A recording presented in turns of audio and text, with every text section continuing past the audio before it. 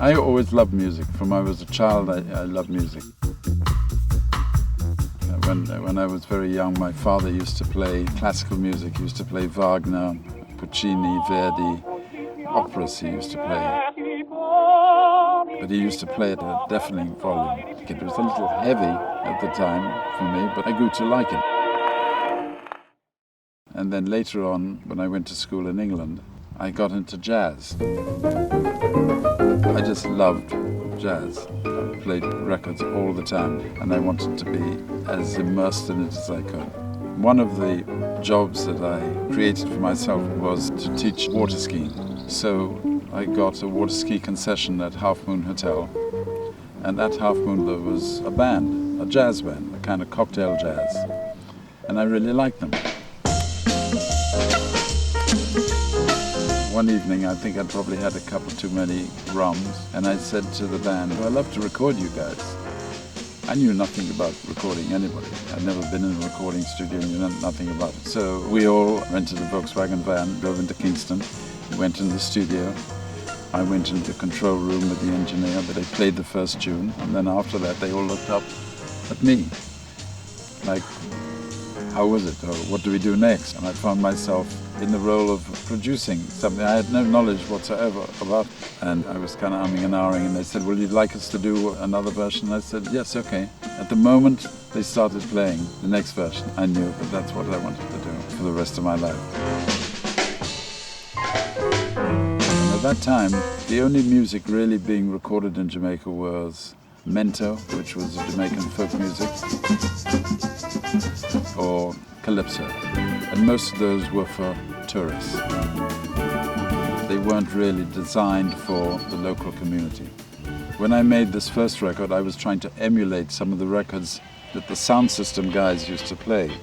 The sound system guys were these guys who had incredible speakers, massive speakers, and somebody would book them to play at a certain location.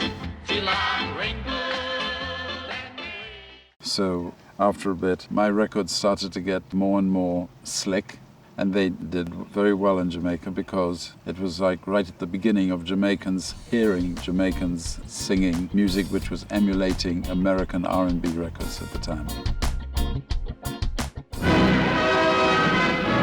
A new nation is born. Coming into 1962, and Jamaica was becoming independent. So I thought, I'll go to England, because I was selling quite a lot of records to England at that time, the Jamaican community in England. So I went to England, and I had a little Mini, and I'd drive all around the periphery of London where all the Jamaican communities were, going into the shops, selling the records. And it was an incredible time. I absolutely loved it, because when people first heard the records, it was like they were coming from the moon. You know what I mean? It was not like anything else. The lion says, I am king, and I reign.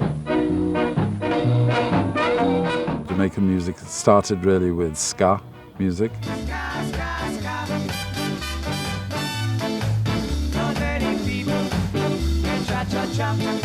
Ska was very up-tempo, very fast, great kind of dance music. And then it went to rocksteady, which was more cool, more laid back.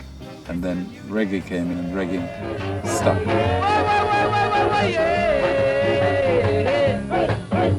At that time, an amazing amount of recordings were done in Jamaica. At one time, Jamaica had the most records being released a week than anywhere in the world.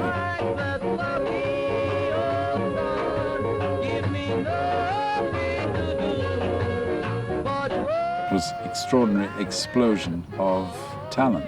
There was a band called the Scatolites,